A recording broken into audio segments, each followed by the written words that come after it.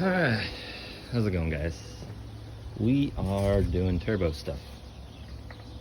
So I got my boots on the intercooler.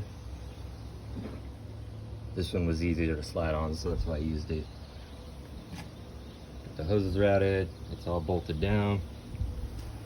So what we're doing is making our boost tubes. So check this out. I'm using stainless because I don't have these AC TIG.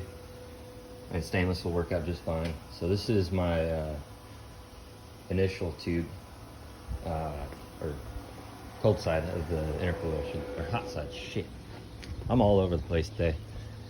Too much staring at blue light. But this is the difficult side because we have a fixed location here. I can't clock this, like twist it. So I can't like turn it this way and make it easier. So I'm starting here using up my 45s, unfortunately. I have one left. But yeah, we're doing this side first because it's got to make quite a turn, and this side not so much. This side can 45 out this way, and then a couple straights, and she should be good to go. But I also have tons of couplers. Kind of preemptively bought a bunch of them. So this is a 3-inch elbow, 3.5, 3 to 3.5, another 3.5, which I'm not using any of the 3.5. There's a 90. There's a 45 that I was gonna use in the intercooler, but the other orange one from the International fit better. So we have that one as well. But main goal is to get that welded up. I gotta make something similar to that out of that, top of a fire extinguisher. I snagged a lot of my parts out of this stuff. So all the boots, accessories. I wish he had some straps, but I think these were all used up. But yeah, so we're cruising right along. I got plenty of different straps and whatnot, so I'm trying to minimize how many connections I make with the boots, just to ease install, reinstall, whatever. But we also have this one too. So this one has a little bit of flex to it, not a whole lot. It's chewed, so try and not use it. But yeah, this is progress so far. Got this headlight, all the lights are installed and working. Battery trays are rotated, got mounts for them. So we're looking pretty good. I'm gonna build a mount to hold that side of the catch can. So yeah, I'm making some progress. So still on my iPhone because I'm terrible with the GoPro and it's been acting up. So I'm just doing what I can. But basically what I've done is started with the turbo side, which is here, and then I built this over the alternator without welding this. So I had some play with it, and that's just to get me an idea of where I needed to be, and then I just started building it out. So it needs to be welded up, but you gotta clean up the inside when you cut these pieces on something like that. You don't want to leave any little burr in there, so these are all smooth. Been using the burr bit to deburr them. Slowly working away, man. Slowly working away. Should have this running today if everything goes well. So I'll catch up with you later. All right, guys. So just want to introduce you to the setup that I've been building. So initially wanted the air cleaner on that side, but there's just way too much stuff. Fuel filter, AC box, all that. So I'm gonna forget that side. And we're gonna use the void over here to pass through, come up, and snorkel it up here. My camera work is great. So that requires moving this piece right here, and we'll have to get rid of this tray, relocate the coolant tank, and then I'll have to build a intercooler, or sorry, air filter section. So what I have in mind is, where'd it go? I lost it. But I have one of my spare reducers floating around here somewhere. Basically, it's one of these 3 to 3.5. I don't know where it went, but it's gonna come off that 90 and then snake around this charge pipe and into this area. Right now we're gonna aim for just having an air filter on it. Oh, it's right here. Got it. So I had to cut about 2 inches off of it because I was trying to fit it to the turbo, but I ended up scratching that idea.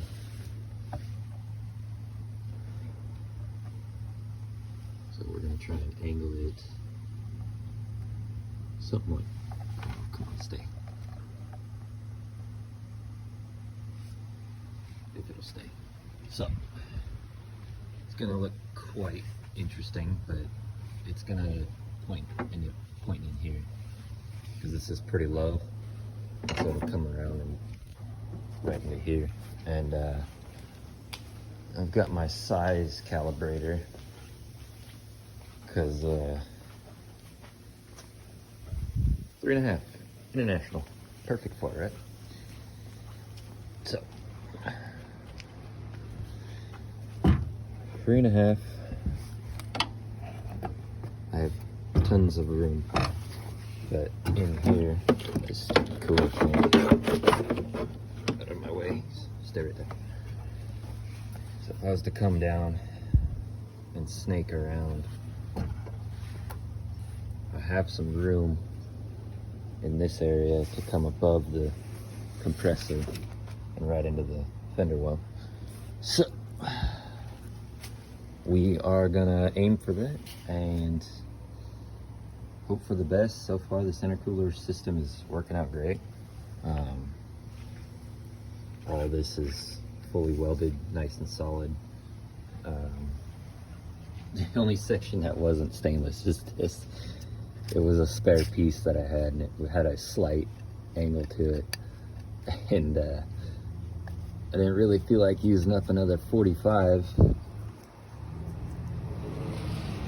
Let's see if I can get this off. So you can see the slight angle it had. It was perfect for this kind of funky bend. And I didn't want to use up my last one of these because I needed it right here. So, non-stainless, stainless, not stainless, stainless. So, this side's even worse because it's not stainless, stainless, not stainless, and then definitely not stainless. So, mostly stainless exhaust, or intercooler charge pipe setup. But yeah, so the turbo inlet is like a 2.5, 2.25. It's a very funky size. So what I ended up doing was buying this from O'Reilly's 3-inch band clamp, and it comes with this. And so what I did was cut that much out of it, stuck it inside my 3-inch 90, and it fits beautifully in there. We're not looking for pressure on that because it's the intake to the turbo. So right here, we're just looking for a nice seal so that we don't get dirt and rainwater and all that other nasty stuff into it. And then the last piece of the puzzle is my crankcase breather. So hopefully I get this to a point that I can go drive it for a little while, start building up some parts again.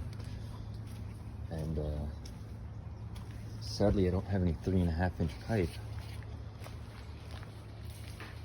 I really don't want to run 4-inch because that's getting big.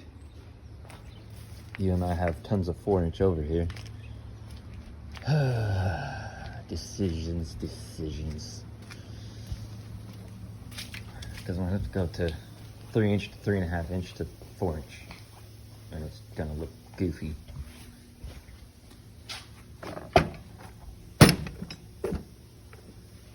That's basically what I'm gonna have to build if I want to run 4-inch. So, do I do it or not? I got the material for it. I mean, I definitely can do it. It might be easier. We'll see. We'll see how I feel. 4-inch might be the easiest because it's a pretty common intake size and I can get filters pretty regularly. But yeah, I'm gonna let this dry. I gotta run to the store anyways. And yeah, so we're getting there. Real close to going on a test drive. I got a couple things to do up here. I need to build a brace from here to here, and then put some rubber on the inside of it so it doesn't smack my my intercooler.